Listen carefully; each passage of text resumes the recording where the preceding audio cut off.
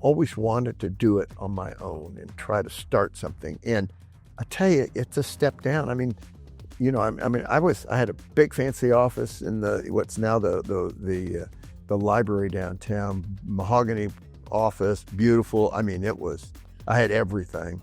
And, I went to work there. I was in a double wide mobile home. At night, I would lock the door at 6 o'clock, and I'd clean the place up because I couldn't afford to hire a janitor. So I would sweep the floors and I'd take out the trash. You have to be serious about it. I was talking to a friend of mine who had said, hey, I want to do what you did. I want to start my own bank. And I said, why do you want to do that? And he said, I said, watch what you've done and you've been successful, and I think I can do the same thing. I'm getting tired of working for the man. And I said, I want some more time off that I can spend with my family.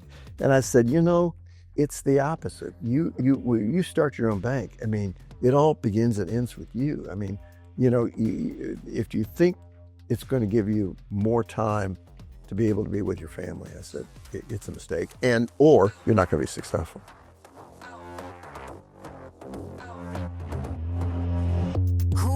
With me, I'm at the top, that's 1, not 2 or 3. This real life, baby, don't make believe. I just make it look easy like ABC. He started the bank in 1989 to serve small businesses in Kansas City. Over 3 decades, he built a reputation for backing entrepreneurs who others wouldn't. In 2020, he sold the bank to Heartland Financial. Today, he continues to support the city startup ecosystem as a major donor of the UMKC Regnier Venture Creation Challenge, the RVCC. He's helped shape how capital moves in the city.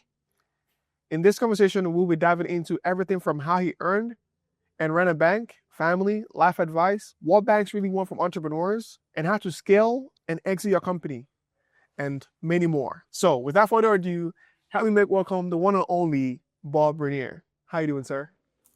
Good to be here. Yes, welcome Thank you to for the show. the invitation. Yes, it's a true honor. I think backstage I was telling you, I'm a UMKC alumni, Black School. Right. And I have gone to, I don't know, maybe 4 or 5 Regnier RVCC Challenge. And to see you there, awarded, speaking, because I also went live this year. So it's a great honor to have you sitting right here next to me. Thank you for all you do. Thank you. Yes. How are you doing today? I'm doing good. It's a great day. Yes. So for those who don't know you, give us just a little bit of a bio of your journey and kind of how you got to where you are today. I don't even know what it means to run a bank on a bank. What does that look like? Well, it was an interesting ride. I can tell you that. No, I'm a Kansas City guy. Grew up in Johnson County. Went to K-State. Got out of K-State and went to work. Actually, the whole story, and I'll give you the whole story. Is that I always assumed I was going to go work for my dad. My dad was in the construction business and was in the real estate, owned real estate, and he built houses. And so I was going to go work for him. And, I got out of school and got home, was there for a day. And then the next morning, my dad got up and says, come on, let's go to work. And so we went there and, I worked for him for probably 60 or 90 days. And we were building a new building at that point in time. So I was in a ditch and it was raining and I was cleaning out the ditch to prepare to pour a footing. And, it was that was his world. And, I did that, and we did that every day for a long time to get that project going. Right. And at some point in time, on one of those rides to and from work, from home, I said, Dad, I went to school for 4 years and I got a degree and I didn't expect to be, digging ditches. And he said, son, you got to start there. And frankly, you're not doing a really good job anyway. You got to learn how to do that before you can move on. And I said, well, I don't know if I've got that much patience. And he said, Bob, you got to do what you got to do. But he says, as long as you're living in my house, and I was, as I moved back home, he says, you're going to work every day. And so I said, fine. I got another job. I had thought about this, and I went to work as a welder for a friend of mine. Actually, it was one of my roommates in college. His father had a welding company, and that was one of the things my dad taught me when I was a kid. So I went to work for him as a welder. Worked there for several months, and that ended up getting this job working for the Baltimore Bank, and that was my first job in banking. And so was there for 20 years. Left there. Started the Bank of Blue Valley and was there for another 30 years. So 50 plus year history in banking, and I learned a lot in that period of time. I was very fortunate. Yeah. I have to tell you, I mean, I was a okay student. I mean, that was probably slightly better than average, but not brilliant in any way, shape, or form. I think I got, my dad's, his sense of work ethic, and I think that helped me as I went through my path in banking. Yeah, I do want to dive a little bit deeper into like the work ethic and also running a bank, but I want to ask you this because I know everyone, including myself, there are advice your dad would give you that you hate to hear this advice, but it end up helping you in the future. What are some of those advice you got? Oh, I tell you, it's a good question. It's an easy question. My dad worked. He was a good man. I mean, Right. he was a good man, and he was a good father, and he taught me a lot. But he came from dirt poor. I mean, his family got evicted from like 3 or 4 houses over in Wyandotte County as he was growing up because his dad was a carpenter, his mother was a nurse, and they just, that was during the recession. I mean, not the recession, during the Great Depression, and they just couldn't make enough money to really pay the bills. And so his advice to me is, Bob, whenever you get up in the morning, decide you're going to get up 30 minutes early and get started early and work all day long. He worked every day of the year except for Christmas, and that was it. I mean, he worked on Easter. He worked every day, and he went to work at 7 o'clock, and he came home at 7 o'clock at night. So it was that work ethic, and he taught me that. I have to tell you, as a student and as a young man, I didn't warm up to that. That was hard. I mean, it was really hard, but I knew that's what I kind of helped propel him along. And so anyway, that was the best advice he gave me. That's right. For me, my dad always said, one time I told him I was going to a major, and I was like, I'm going to just try this major out. He said, Zeke, never try anything out. If you're not going to commit to it and finish it, don't try things out. And that has stuck with me to today. If you're not going to go to the big. So I didn't like that advice. I really want to try something out. I didn't like the advice, but that I always remember, if you're not going to stick to it, don't try it out. So I want to ask you this, because you talked about being in college. What was Bob Regnier like in college? What was it like going to school grade wise? What was that? What was your experience? Again, I was a B plus student. I mean, I was not a great student. I happened to be. I was in a fraternity. I went to Kansas State University in Manhattan, and I was in a fraternity, and I got elected. Early on, I listened to people. I talked to people. I tried to, I think I had the ability to communicate and get to know people. But as a guy that had been in a fraternity for 3 years, I was picked to be the president of the fraternity in my last year. And, it's one of those deals that, that was, again, the first time I'd ever really had any responsibility. I mean, I was a student. I mean, I was, I was enjoying my college years. And again, I got B's and A's, but I mean, I was probably slightly above average. That's right. But also, I was, you had good news and bad news. I was just thinking about it the other day. I was in the very first lottery, and my number in the lottery was 100. And they said if your number was less than 145, you were going to get drafted to go to Vietnam. Oh. And so I ended up graduating from college and was fortunate to get into a reserve unit, and I was in the Army Reserves for 7 years. And, wow. So I got it. I mean, the idea, I had some my good friends go and a couple that passed away in Vietnam, and that was not a place I wanted to go. Yeah.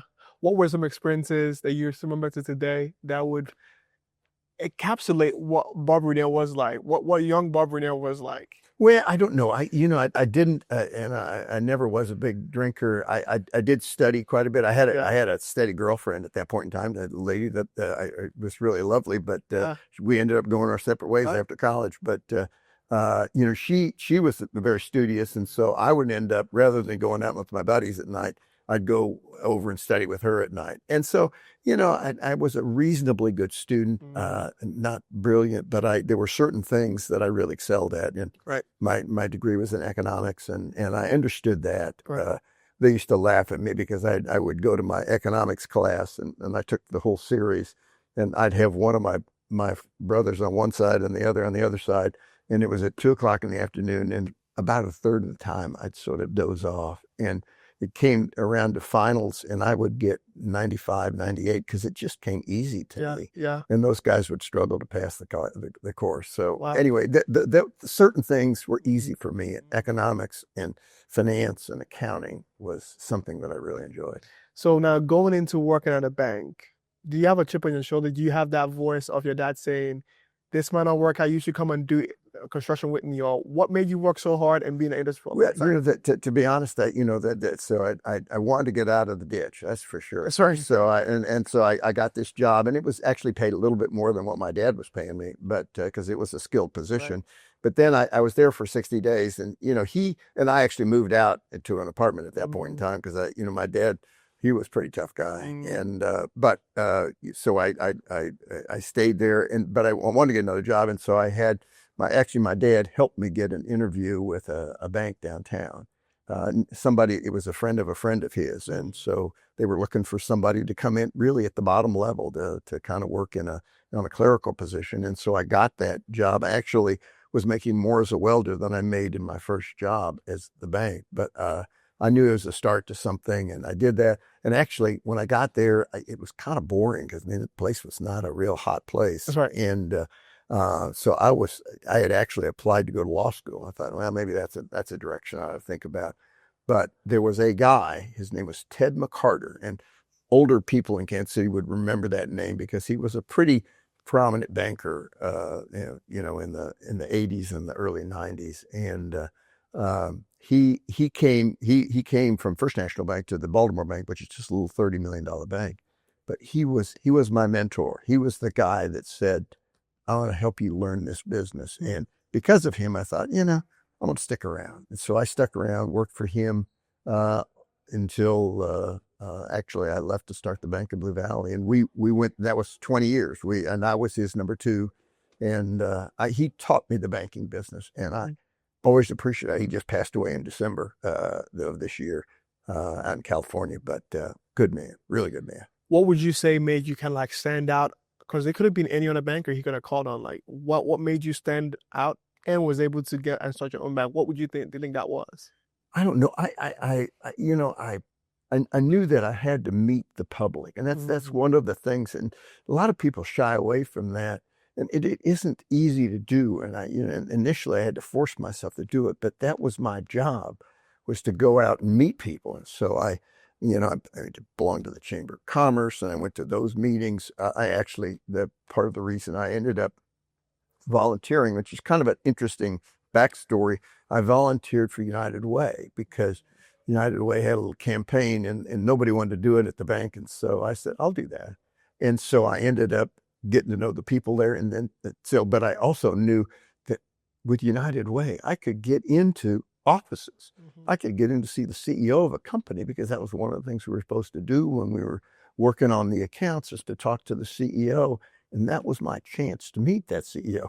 And in the process, I kind of got hooked on it. I felt this, charity work and charitable giving and charitable activity is really a core virtue and a core thing that I enjoy doing. And so I kind of kept doing that my entire life. What did you learn meeting people that other bankers, you say, didn't focus on, or made you stand out when you met with people? What did you learn from people? I don't know. Getting to know people, actually, frankly, it helped. The institution I was with that was being run by Ted McCarter was a very forward-looking bank. Right.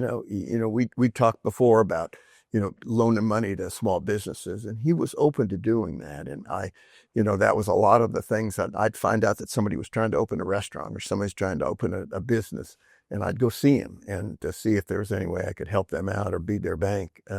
And he was open to those things. I mean, so I think a lot of it, I saw a lot of friends of mine that worked for other banks that didn't have the fortune that I had, but part is they just were in an environment that wasn't very good. And in my lifetime, I've experienced other banking environments that aren't so receptive and aren't so it's all about, again, we talked about why the Bank of Blue Valley was successful. I mean, part of it is that you got to build a good team, and you don't build a good team unless you have an environment that is open to allow people to grow and to kind of differentiate between people, because you got some that are going to be stars and some that aren't, some that can work with people, some that can't. Building the team is really important, particularly in a bank. What was the early days of that Bank of Blue Valley was like? What was that like? Well, that was kind of interesting, because I mean it started in December 18th, 1989. I was in a double wide mobile home at the corner, southwest corner of 119th and Metcalf, and on that intersection, when I opened the front door, there was just one building. That was a Quick Trip, and it was right next door to us. And every other corner, there was it was an intersection where there were actually 5 corners, because there was a street that kind of Metcalf went straight south, and 169 went to southwest. And on all 5 corners, there was no business except for that Quick Trip and this little double wide mobile home. And so I was out there by myself, and boy, I had to get out and get going. But it was that first day opening for business was really, it was December 18th, 1989. It was a snowy day, and nobody was coming. I got there early. I made coffee. I talked to some people and said, hey, we're opening on Monday. I'd love to have you come by on Monday and open up an account or get something started. And I'm there, and I'm waiting. So, and I think I got there at 6:30 or something, but they opened the doors at 8 o'clock, and somebody at 9 o'clock, I saw somebody coming down the street, and he actually turned into the Quick Trip. And then another guy came down the street, and he turned left and go into the bank. And so I thought, here's my first customer. And it was my attorney delivering the bill that I owed him. So that's a lesson right there. But that's okay. That's right. He was a customer. I made him a customer. That's right. And that's right. So you take what's given to you, and you try to do the best with you, and you don't ever give up. That's right. So tell me, what was that conversation like? Let's shift gears to family. Were you married at this time? I was. What was that like? Oh, that was interesting. I married, had a couple, 3 kids, 3 small kids. Yeah. And part of the deal, and I say the deal, I mean, I had to support that family. I had a house, and I had took a cut and pay to come start working there, because it was, this was a bootstrap operation. So my wife was going to work as a teller, because I met her at the Baltimore Bank when I worked there, and and we got married. But she didn't like being a teller. She doesn't take instruction from many people, not from me particularly. But but she was not a very good teller, and so she worked actually about 6 months or so. But we had 3 small kids, and so she had to take care of them, and it just didn't work out. So she ended up going back to there. But that was a learning experience too. So what were some earlier pitfalls you had to like? Let me take it this way. How do you even start a bank? How do you run a bank? How do you run the books? How do you do that? Well, you see, and it's interesting, because it's much more difficult now. Back then in '89, you had to have some experience, and of course I had 20 years experience working for the Baltimore, which became Boatman's Bank. And so I made the application. You had to raise the capital. I had to raise. At that point in time, I raised $2,150,000. That was the threshold. They said that's the number that you got to hit in order to be able to open the bank. Today, if you wanted to start a bank today, that number is $20 million. So it's just a different world. And a guy like me that I'd spent my 20 years in banking. At that point in time, I'd worked for the Baltimore, which became Boatman's First National, which eventually became Bank of America. But all I did was work on commercial customers, and in small businesses, and you just couldn't do that. You raise $20 million, you've got to get into some big businesses. You've got to grow. Yes, so where I was fortunate that I was able to start the bank and get it started.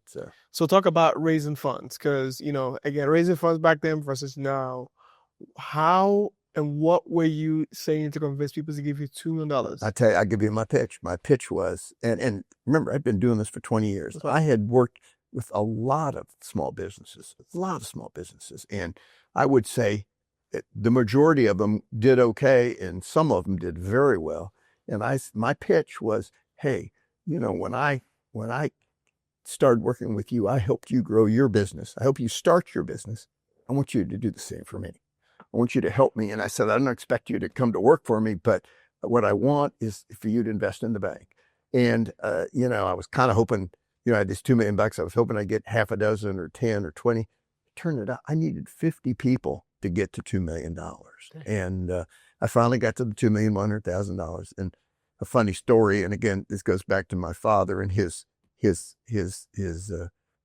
the way he taught me. I wanted my dad was successful, and he would have been a great customer of the bank, and I wanted to be a customer of the bank, but I wanted to be a shareholder too, because that would give him ownership and make him feel good about it. And right at the very end, I said, Dad, I got it all done. I've got $100,000 set aside for you. And I was sitting there with he and my mom, and I said, I want you to be my, he had put me off and off and off. I said, I want you to be my last investor, and that'll help round it out. And he said, Bob, I'm so tremendously proud of you. You've done a great job. But he said, this is your bank. I want it to be all yours. And I know I told you I'd think about it, but I said, I think you're going to do better, and you'll be a better person if you do it all on your own and not any help from me. And I was just crestfallen. I just thought, oh my God. I mean, I was counting on his business to help give me a start. And we were sitting there, and my mother, who, was she was product of the Depression too. And she always, she worked with my dad. It was kind of his office manager. And she had a little bit of money from when her father died. Right. And so she said, Vic, that's okay. If you don't invest, I'm going to invest. And my dad looked at her like, what in the hell is going on here? And so he said, well, if that means so much to you, Mom, we'll invest in Bob's bank. And so he invested in the bank. But anyway, that was my dad. My dad, I don't know if you ever heard that. You probably haven't. When I was growing up, there was a song out there called "The Boy Named Sue." Actually, I have heard the song. Okay, the Boy Named Sue. That was my dad. Boy Named Sue. Anything that would make me stronger. If he'd have known the song, he'd have named me Sue. That is funny. That's funny. That's actually one of my favorite songs. Like, I listen to, if I want to laugh, because it's so funny. Because he's like, it's a great song. He's like, how do you name a kid Sue? Right. You gotta be strong to be answering Sue. Wow, that's fascinating. So, I'm gonna ask this funny question. So, running a bank, does your family get privileges? If you run a restaurant, you can go back and grab a drink. No. Can you? No? Okay. It is, it's highly regulated. And on top of that, I had 49 other shareholders that I had to take care of. So I ended up, you had to be scrupulously honest about everything. I mean, I didn't get any expenses other than when I took a customer out to lunch yeah, and I got paid like everybody else. Right. So there really were no benefits. And on top of that, it's a regulated profession. And so the regulators come in, and that there's any indication that you're using the bank for your own personal benefit, that's not allowed. So talk to me about this. I know a lot of people who work in 9-to-5 jobs. Yeah. One day I want to be an entrepreneur. I want to start my own thing. What did it take? What kind of discipline did it take? What did you have to change in yourself to go from working at a bank to owning one? Well, I always worked long hours. I wasn't married for most of the time that I worked for the Baltimore Bank, which became the Boatman's Bank. So I worked long hours. I mean, I'd get there at 7 o'clock in the morning. I usually worked at 7 o'clock at night. And that's how I built my business. I was, I'd work all day long, and then I'd spend the last 3 or 4 hours at night doing all the paperwork to get it all done so I could be out on the street the next day. But you just had to continue to go after it. I mean, that was the whole thing. And that was part of what made me successful at the Baltimore Bank, is that, and I worked long hours there. I got there early in the morning. I worked till, 6 or 7 o'clock at night every night, and then, go home and start all over again. So your dad's advice did come in handy. It's it. And we had an unusual bank. And again, I think you got to differentiate yourself. We had an unusual bank. We were open from when I got to the permanent building, not the mobile home that was there, but about 2 years after I got there, we got into a permanent building. But we were open from 6:30 in the morning till 9 o'clock at night, Monday through Friday, and then 7 to 4 on Saturday, and 9 to 1 on Sunday. So we were open a lot of hours. So that was part of it. Is we could differentiate ourselves because we were, everybody else said, "Oh, you're a bank, you go on the 5 o'clock," and we did. We were open long hours, and that helped differentiate ourselves. Wow! So you were open more than Chick-fil-A. Huh? That's right. We were. So let me ask this. What would you say, are some things that people say about entrepreneurship or you've seen about entrepreneurship that doesn't ring true for you in being in that journey? That people, you've run around. Oh, I don't know. That I do think and again, I remember you're talking to a 76-year-old guy. So I have a different view than you would. And a lot of people that were younger, because it is a different, much, much different world. I knew I could outwork anybody. I mean, that was my method of operation. I just had to outwork everybody. I wasn't necessarily smarter than anybody else. I just had to outwork them. But I think in today's environment, it is so different. Particularly now with AI coming in, you've got to have something that is unique. It has to be in a business where you've got your recurring revenue streams.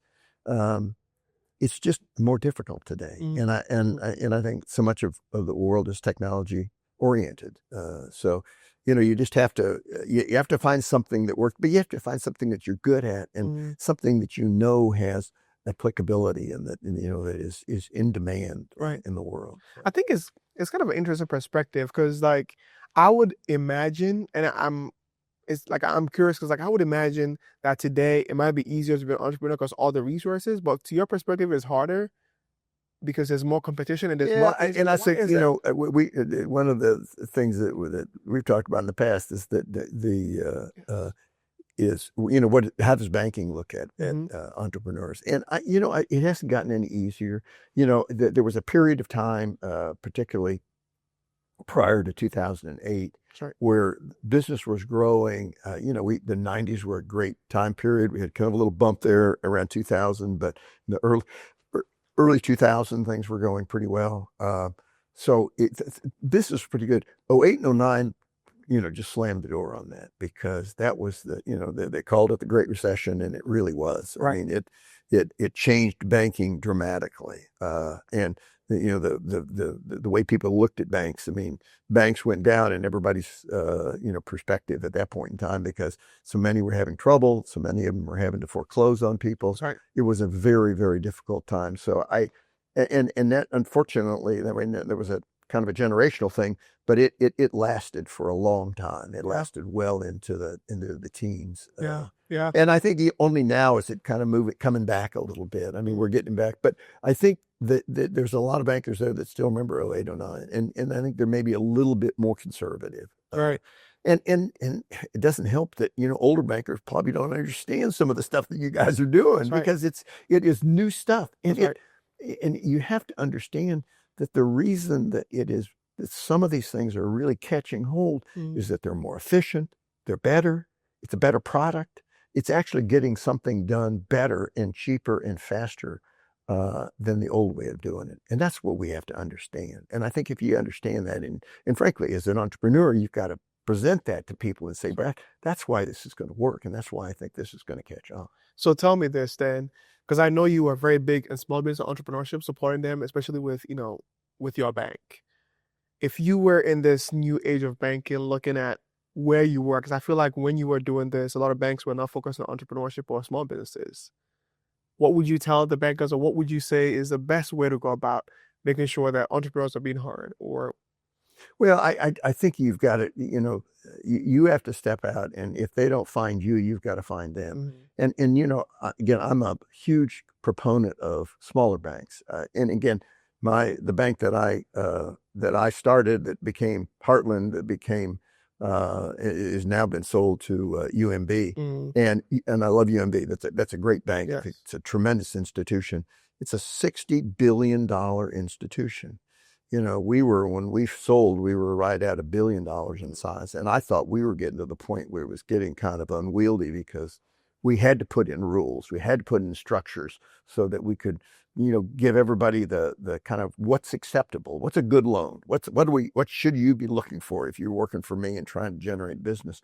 You had to put in rules but I thought we kept our rule making pretty flexible, because he said, this is what we're looking for. But if you see a deal that's a good deal and you think has potential and has promise, bring it in. Let's talk about it. Let's try to see if there's a way that we can get the deal done. And again, at that point in time, you get to be $1 billion in size. All of a sudden, you're not paying as much attention to the $5,000 and $10,000, That's right. $20,000, $50,000 loans. You're looking for $1 million loans, and that takes your focus off of small business. But we always had people, and I had a whole division of people. That's all they did, was go after small business, because that was important to me. So I don't know, and you can tell me this if you're still in that conversation of like newer banks who are doing things today, but at the core of it, what are banks really looking for from entrepreneurs and people who are trying to get loan or funding from them? What are they trying to actually find out? Well, what what they're trying to figure out is they're trying to assess the entrepreneur's character, because that is a key element to doing business. So that is first and foremost, and that you've got to make sure that comes across loud and strong.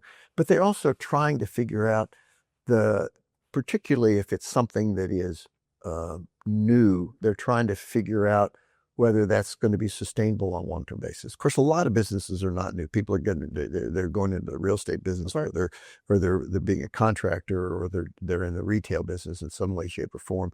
In those cases, you just have to sort of assess, the individual's ability to be able to navigate that industry and be successful at it. And it's a bell curve. I mean, there's a lot of people that do okay. That's right. There's a few that do extremely well. Yeah, I mean, yeah. some of the people that I helped get started in business did phenomenally well, and some, unfortunately, lost their business, and we ended up losing money on the loan. So let me shift gears a little bit on a deeper side. What did you have to sacrifice or give up on to be able to build a successful business, a successful bank? What do you have to give up? Yeah, and I hate to say this because it's not a very good thing to say, but I had to pull back a little bit from my family life. I had 3 kids. All of them were in school, in grade school, middle school, and high school when I was starting the bank. I had a great wife. I still have a great wife. We're still married, and she did a great job. But I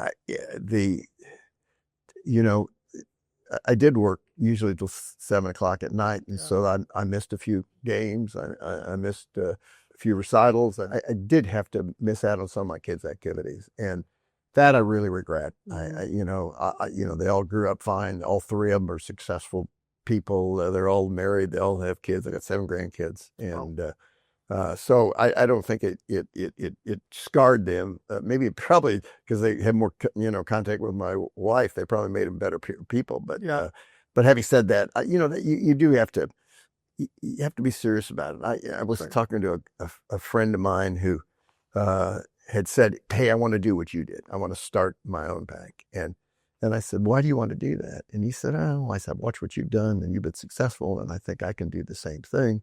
And besides, he said, I'm getting tired of working for the man. And I said, I want some more time off that I can spend with my family. And I said, it's the opposite. You start your own bank. I mean, it all begins and ends with you. I mean, when you walk out the door, the bank is closed. I mean, it's done. If you stay a little bit later, somebody else is working, they're continuing to work. But he said that, if you think it's going to give you more time to be able to be with your family, I said, it's a mistake, or you're not going to be successful. I think that's the incredible truth of entrepreneurship. It is. Deliberately say, you know what, I work too much at this job. I need to go find my own stuff so I can be able to create my own schedule. Right. But the truth of it is, as an entrepreneur, you have no schedule because you got to be on it all the time. So let me ask you this though. I know, looking back, or because I feel like sometimes when you're going through the struggles, or going through the journeys, you never talk about it. You always come out on the other side and be successful when people see it. What are some things you had to go through on the personal side, they had to overcome, or you were growing through that you never actually have ever shared or talked about? Well, again, I probably shared this on a couple of occasions, but I mean, the worst time for me, I mean, the bank, I was fortunate, I started the bank in '89. There was a slight recession at that point in time. Things had slowed down. There really was not, a temptation to make bad loans at that point in time, or to really reach out too far. So I started a really good time in the '90s where business was strong. We had a little blip in 2000, and then in 2001 and 2, it took off again until '08. And so I really had a good time to actually get everything off the ground. We were about a $500 million bank, in '08, '09. But that was the absolute worst time in my life. I mean, that was and we had grown pretty aggressively, and probably had made some loans that, we were anticipating everything continuing to grow, and it didn't. Everything came to a screeching halt, and property that, we had appraised for $2 million and we loaned $1 million against it. We couldn't sell it for anything. I mean, we'd say, make me an offer, and they'd say, it's just not worth anything. And it was on a prominent intersection, but nobody was building anything. And they said, we don't want to put money into something that, we're going to have to hold on for another 5. We don't know if this is going to last 5 or 10 years. And so that was a real wake up. And we had some, the bank had been very nicely profitable until '07, and then we lost money in '08. We lost money in '09, and then we started making money again, but not very much money. But in 10, 11, and 12, and by 12, or the end of 12, we were pretty much out of it. We were back to not normal, but we were back to where we were, performing appropriately, and we were off everybody's radar. The other thing that in banking, again, it's a very regulated business.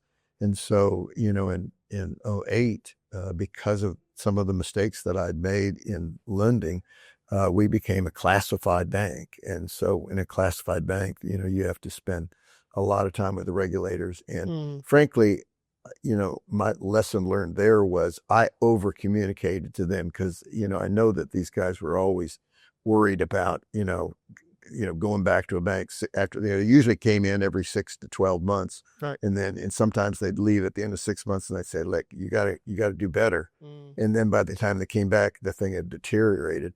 And so when we were in that situation, we had their exam and they finished it. Right. And I said,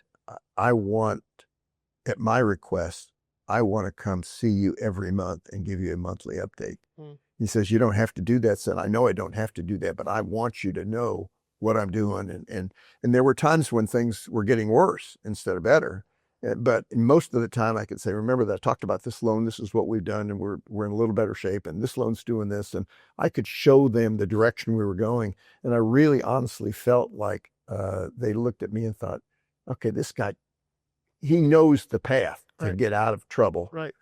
We're going to let him see if he can get it done. We'll give him an extra 6 to 12 to 18 months. And that was all it took, because we had a good plan, and we came out of it finally, but it was brutal. I mean, there was a period of time when I'd have to take a sleeping pill every night because I couldn't sleep. I was thinking about all the things that I had to do tomorrow to get accomplished. And anyway, it was bad time, but it made me a better banker, made me appreciate all the things that I had done. Yeah.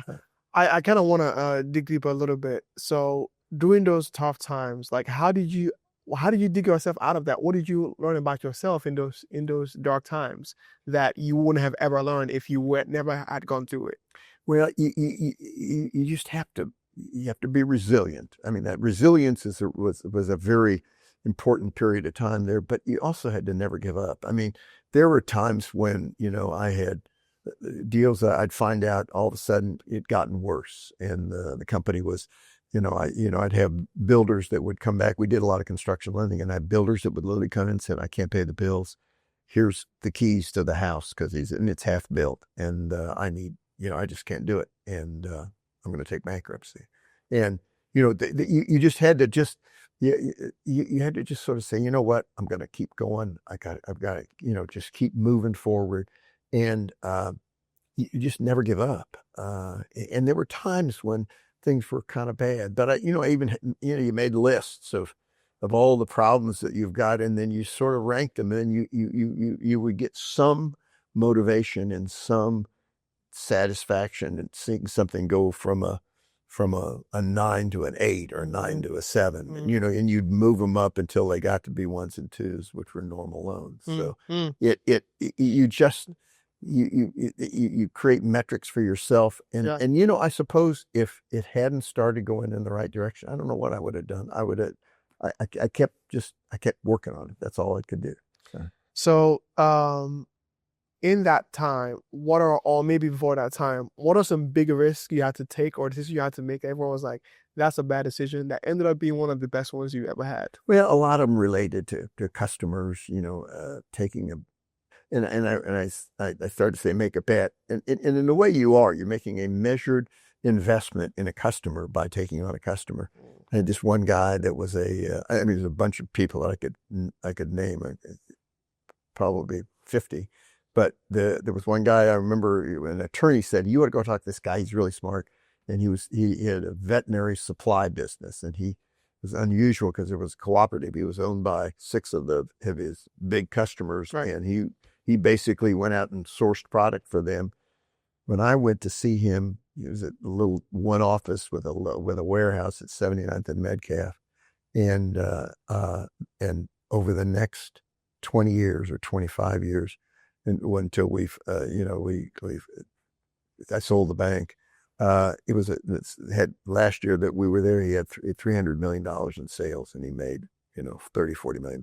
And he was just one guy and a secretary when we first met. Oh. So things like that. There's a young woman that named Michelle Robin, who is really just a delightful individual, and is a friend to today. And she came in to see me, and I was meeting with her and talking to her. It's an interesting story. She just wanted $10,000 because she had a chiropractic business and she wanted to buy a table.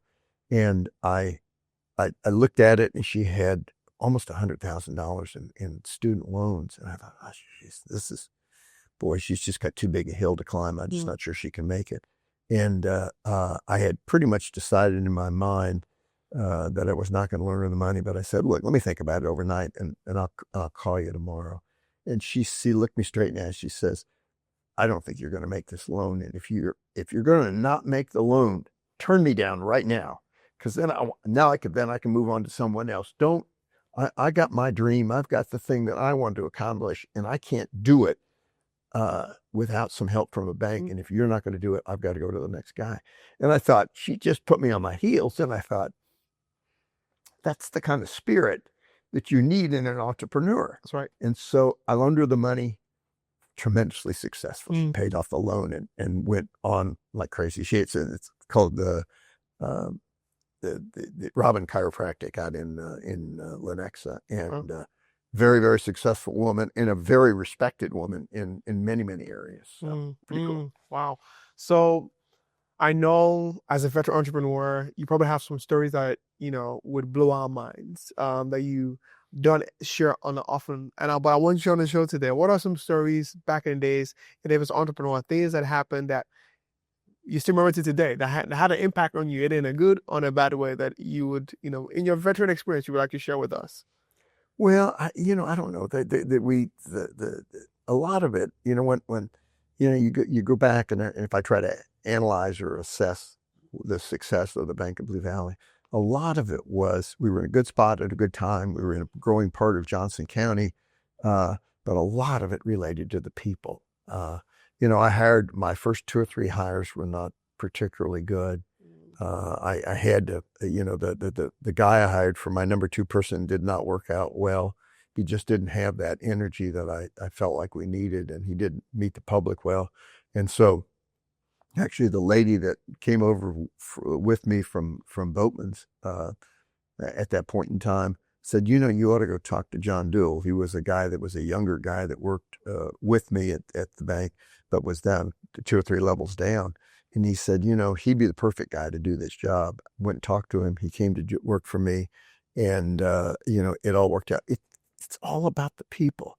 If you can get some good people and treat them with respect and make them part of the team. I mean, I've lost some good employees over my years in business, but it wasn't because I didn't try to bring them into the team. I mean, Right. I always tried to make everybody be a part of it. Early on, I tried to make sure that I had made opportunities for them to buy into the bank so they could be owners just like me. Right. And getting that team put together, was so important and was a critical element to my success. Because, if it was just me out there working, I'd have never made it. Yeah. I'd never been as successful. But with all the people working together, and part of that is, as being an entrepreneur, That's right. you find someone and you get them in, and you say, you own this piece of thing, so I'm going to leave you alone because I trust you. I mean, I've got to go out and do what I do best.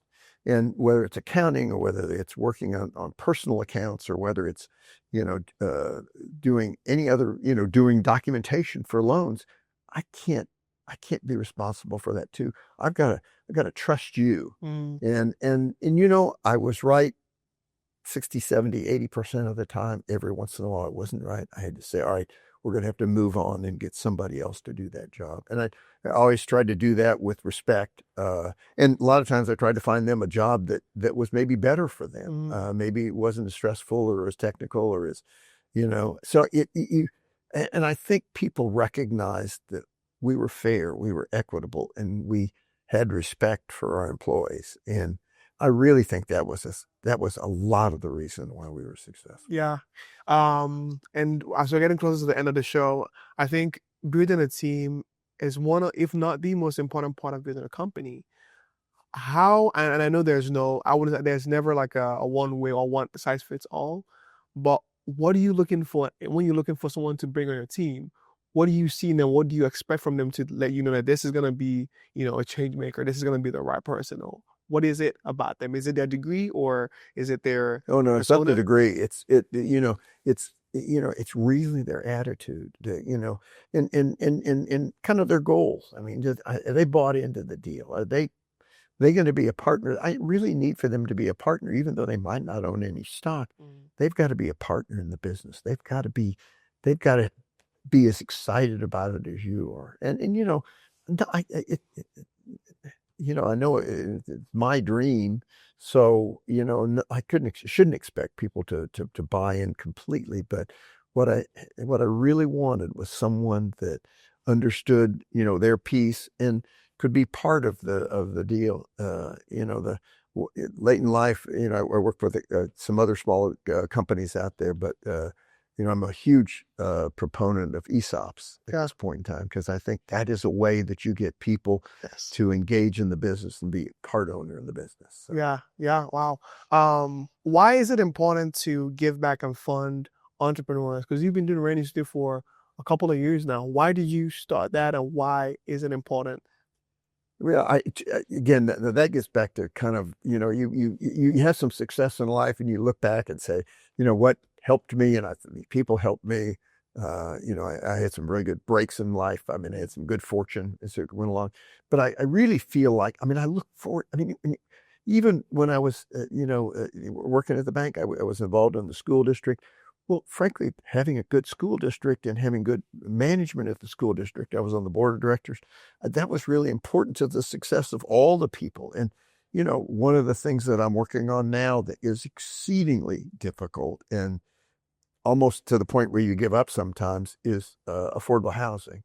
And my dad was a builder, and so that's what he did. He built houses for people, and it is so hard for people, particularly people that have got really important jobs like teachers and school and policemen and firemen and, people that are, in mid-level positions in a lot of companies, they can't even afford to buy a house. And that is really important. That was for a lot of us boomers. I mean, the guys that are my age, are the plan or the path to wealth. That's right. Was through owning your own house. That means all of a sudden you're investing in your own home as opposed to renting from somebody else.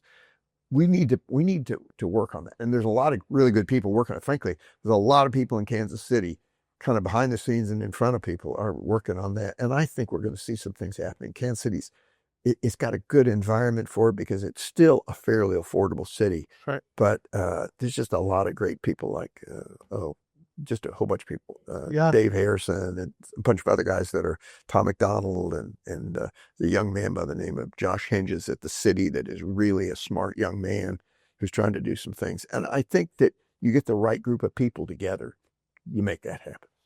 So I know Kansas City is grown a lot. And I know housing is a huge issue. As you have a conversation with your friends or people around you, what groups do you think have been left out, or even in the whole growth? Like, because I know housing is a huge passion of Right. yours. No, again, the people I think are getting left out are the people it is. I mean, I think statistically it can be shown, the people, the middle class. I mean, the middle class is getting left out. They're not able to participate. And that's the housing thing is just one element of that. Education is incredibly important. That's part of the reason why we do what we do at UMKC. We also do some stuff at Johnson County Community College, at KU and K-State, providing scholarships and providing a pathway. That's right. I'm really a believer in trying to give everybody the opportunity. Some people are not going to be as fortunate as I was. I was in the right place at the right time. I had a really good job. I had a great boss. I didn't have to jump around to do different jobs to kind of move my way forward. I just stayed with the same guy, and he saw how hard I was working, and he gave me the respect that kept me engaged and moving forward. What we need is an opportunity to kind of create an environment where more people have opportunities to do things and to create a better life for them and their families. Dang. I feel like I can be here all day. I have so many questions I want to ask, but as we're wrapping up, I want to ask you this. What does it take to become a 10 years overnight success? 10 years overnight success. Yeah, you got to have a lot of good fortune. Another word for luck, but I mean, you got to have good fortune, and you got to be smart. You got to, the one thing, I look back at my entrepreneurial career. If I did do something different, I would do what you're doing. Start early. I worked for somebody for 20 years. I learned the business. I learned a lot about the business. I met a lot of people, but I put off starting my own business for 20 years. And if I had to do it all over again, I wouldn't do it that way. So I think you have to kind of be at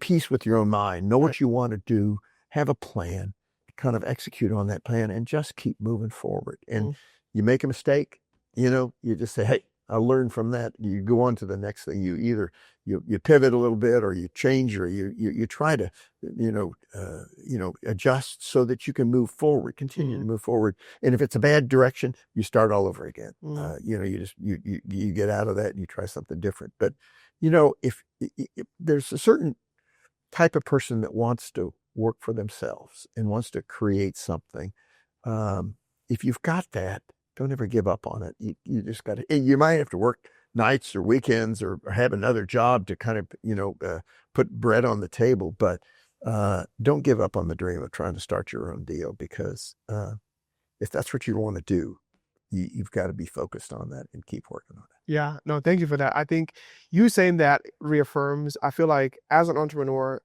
young entrepreneur, it's often easy to compare myself with people who have a job, Right. who are having the steady paycheck. Because as entrepreneurship, you have no steady paycheck. That's right. You have to grind. You never know. But what do you think about settling versus taking bigger risk from your own journey? Well, I will tell you my experience. And again, I have been very fortunate in life. I things that have worked out well for me. I think that the risks of the opportunities of owning your own business are are greater than the risks that you take. Again, you might fall on your face and have to start all over or kind of back up a little bit. But, again, if that is your goal in life, now, I had a great job working for the Baltimore Bank and Boatman's. I mean, I was the executive vice president. I was the number 2 guy in that institution, and big company, had a good job, good pay, and I liked that. But I always wanted to do it on my own and try to start something. And I tell you, it's a step down. I mean, I had a big fancy office in what's now the library downtown, mahogany office, beautiful. I mean, I had everything. Wow. And, I went to work there. I was in a double wide mobile home. At night, I would lock the door at 6 o'clock, and I'd clean the place up because I couldn't afford to hire a janitor. So I would sweep the floors and I'd take out the trash, and I didn't even pay to, I shouldn't say this out loud, but it's true. I didn't want to pay somebody to pick up my trash, so I'd take it home and put it in my trash at my house. Did you even have a safe? Where'd you keep the money at? We did have a safe. Yeah, we did have a safe. We put the money in the safe every night. I was like, where did you keep the money at? Just pull out and take money. Was it all worth it? Would you do it again? Yes, absolutely. I would start earlier because I just think if I'd had an extra 10 years, one other interesting little thing. I mean, I've met a lot of great people. The guy I work with now, I'm associating myself with Hawthorne Bank, and a guy named Brett Giles, who's really a great guy. I've known him. He did what I did at Blue Valley at north of the river at Bank Liberty. And then the other guy that, Grant Burcham. Grant Burcham ran Missouri Bank and Trust. And the biggest mistake probably I look back that I made was at one point in time, Grant and I knew each other really well, and we always competed against each other. He won most of the time, but he was really good, but a great guy and a great banker. And he came to me one time and said, "Is there any possibility we could ever get our things together and maybe do something together, merge our banks together?" And at that time I knew Brent too, but if Brent Giles, Grant Burcham, and I could have gotten together in the early 2000s, we'd own this city because we were all three exactly the same. I mean, we all understood the business. We all understood the connection with the customer. We understood what it took to be successful.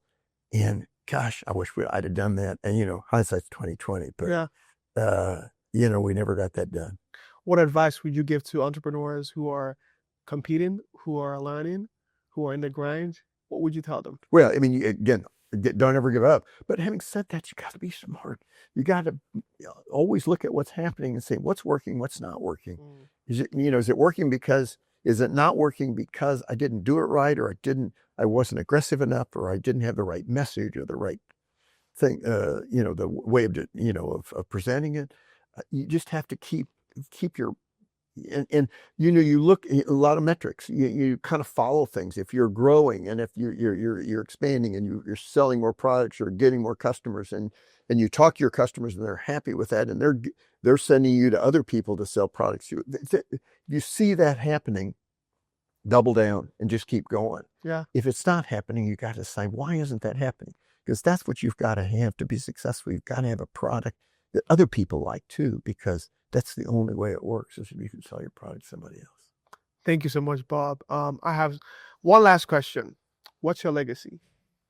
What you remember? Well, hopefully we're working on some things down at the Block School. Yes. Trying to get enhance the program, the Regnier Venture Creation Challenge, which I think is really cool. That's right.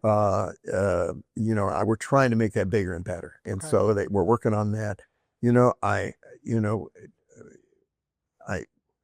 When my day is over, I hope that, that some of the money, I mean, obviously I want my kids to be successful and help them, but I want a chunk of what I've been able to do in this world to go back out into charitable things. And so that's what, work on a lot of things, trying to figure out ways to give back to my community. No, thank you for all you do. Thank you so much. It's, again, a huge honor.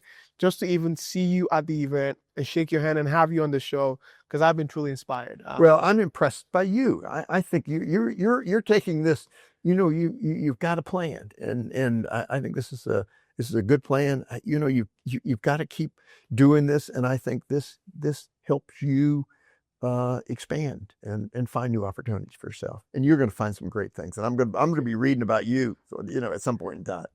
We hope so. As you guys are watching, thank you so much, Bob, to call on the show. Thank you very much, dude. Thank you for being in KC. And for those who are watching from home, it's another episode of City Entrepreneur. You know what we do down here in Kansas City? We highlight stories of founders, investors, people who are doing it on the real. It's your host, Kwanganga. Subscribe, share, let people know. I'll see you in the next episode. Bye-bye for now. I'm dripping, it's working. Around the clock, I get to it. Don't take no breaks, I just do it. Just watch me work, I prove it.